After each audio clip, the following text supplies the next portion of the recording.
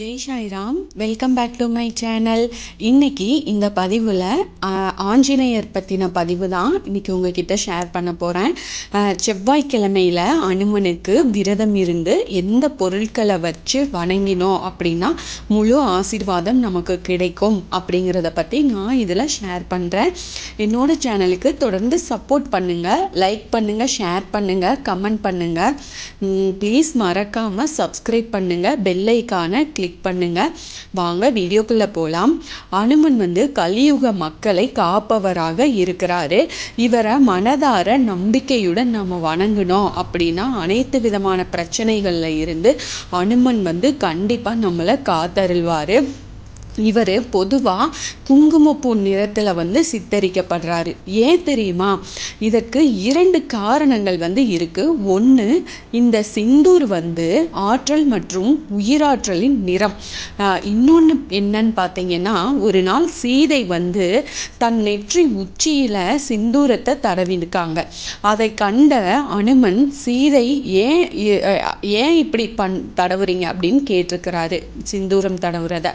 அதுக்கு சீதை சொல்லியிருக்காங்க, இது ராமபிரான் நீண்ட காலமாக செழிப்பாக இருக்கணும், அவருக்கு ஆயுள் ஆரோக்கியமாக இருக்கணும் அப்படின்றதுக்காக தான் அவரை ஆசீர்வதிக்கும் வகையில் செய்யும் ஒரு செயல்தான் இது அப்படின்னு சொல்லியிருக்கிறாங்க. இதை கேட்டதும் அனுமன் உடனே தன் உடல் முழுவதும் இந்த சிந்தூரத்தை தடவிட்டாராமா. இப்போது செவ்வாய்க்கிழமைகள்ல அனுமனுக்கு எந்த பொருளை படைத்து வணங்கணும் அப்படின்னா முழு ஆசீர்வாதம் கிடைக்கும்னு பார்க்கலாமா?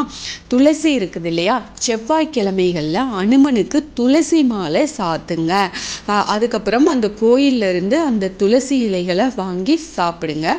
அதுக்கப்புறம் சிவப்பு கொடியோட சிறப்பு என்னன்னா, முக்கோண வடிவம் உள்ள சிவப்பு கொடியில ராம் அப்படின்னு எழுதி அனுமனுக்கு முன்னாடி அனுமனுக்கு கால் பாதத்துல வச்சு வணங்கி அந்த கொடியை வாகனத்துல முன்னாடி நம்ம மாட்டிக்கிட்டோம் அப்படின்னா விபத்துக்கள்ல இருந்து விலகி இருக்கலாம். இதுவே வீட்டில் வச்சிருக்கிறோம் அப்படின்னா அந்த கொடியை நம்ம கோயிலில் அனுமன் பாதத்தில் வச்சு நீங்கள் வீட்டில் வச்சுருக்கீங்க அப்படின்னா வீட்டில் கண்டிப்பாக பணம் கொழிக்கும், செல்வ செழிப்பாக நாம் இருக்கலாம். இந்த சிந்தூர் அனுமனுக்கு ஆரஞ்சு நிற சிந்தூர் தான் நாம் வைக்கணும். இப்படி தொடர்ச்சியாக செஞ்சு வர்றதுனால இதன் மூலம் மாங்கல்ய தோஷம் சிலருக்கு இருக்கும். அது இல்லாமல் சின்ன சின்ன ஏதாவது தோஷங்கள் இருக்குன்னு சொல்லுவாங்க. இதனால கண்டிப்பாக அந்த தோஷங்கள் எல்லாமே நீங்கும். அதுக்கப்புறம் மல்லிகை எண்ணெய். இந்த மல்லிகை எண்ணெயை மனநிலையை மேம்படுத்த இந்த மல்லிகை எண்ணெய் உதவும். அதிலும் சிந்தூர் பொடி இருக்குது இல்லையா? அதில் இந்த மல்லிகை எண்ணெயுடன் சேர்ந்து கலந்து அனுமனுக்கு திலகமிடுறது அப்படிங்கிறது ரொம்ப சிறப்பு, சக்தி வாய்ந்தது. அதுக்கப்புறம் நம்ம என்ன இனிப்புகள் வச்சு படைக்கலாம் அப்படின்னா செவ்வாய்க்கிழமைகள்ல அனுமனுக்கு பிடிச்ச லட்டு, சுண்டல், வெல்லம், கொய்யாப்பழம், இது மாதிரி அதுக்கப்புறம் உங்களுக்கு என்ன இனிப்புகள் இருக்கோ அதை எல்லாத்தையும் வச்சு நாம் அனுமனுக்கு படைச்சு அவரோட சுந்தரகாண்டமோ அனுமன் சாலிசாவோ படித்து வந்தீங்க அப்படின்னா அவரோட முழு ஆசீர்வாதமும் நமக்கு கிடைக்கும். முடிஞ்சால் நீங்கள் செவ்வாய்க்கிழமைகள்ல அனுமன் கோயிலுக்கு போய் ஒரே ஒரு நெய் தீபமாவது போட்டுட்டு வாங்க. போட்டுட்டு ராமா ராமா அப்படின்னாது நீங்கள் அனுமனோட மூல மந்திரத்தை சொல்லுங்க. அப்படி இல்லைன்னா ஸ்ரீராம ராமேதி ரமே ராமே மனோரமே சகஸ்ரநாம தத்துல்யம் ராமநாம வரானனே. இந்த மந்திரம் விஷ்ணு சகஸ்ரநாமத்திலிருந்து எடுத்த மந்திரம் தான். இதுக்கும் அதீத பலன் இருக்கு.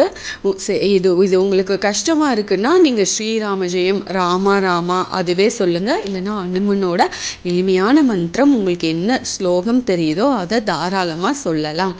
நீங்க இது மாதிரி வழிபட்டுட்டு வந்தீங்க அப்படின்னா நிச்சயமா உங்களுக்கு என்ன காரியம் நடக்கணுமோ அது நடக்கும். திருமண தடை, குழந்தை பாக்கியமா இருக்கட்டும், வேறு எதுவாக இருக்கட்டும், நீங்கள் ஆத்மார்த்தமாக இது மாதிரி போய் நீங்கள் வந்து பிரார்த்தனை பண்ணுங்க. கண்டிப்பாக உங்கள் பிரார்த்தனை எல்லாமே நிறைவேறும். Thank you friends. என்னோட சேனலுக்கு தொடர்ந்து சப்போர்ட் பண்ணுங்கள், லைக் பண்ணுங்கள், ஷேர் பண்ணுங்கள், கமெண்ட் பண்ணுங்கள். ப்ளீஸ் மறக்காமல் சப்ஸ்கிரைப் பண்ணுங்கள், பெல் ஐகானை கிளிக் பண்ணுங்கள். மீண்டும் அடுத்த பதிவில் சந்திப்போம்.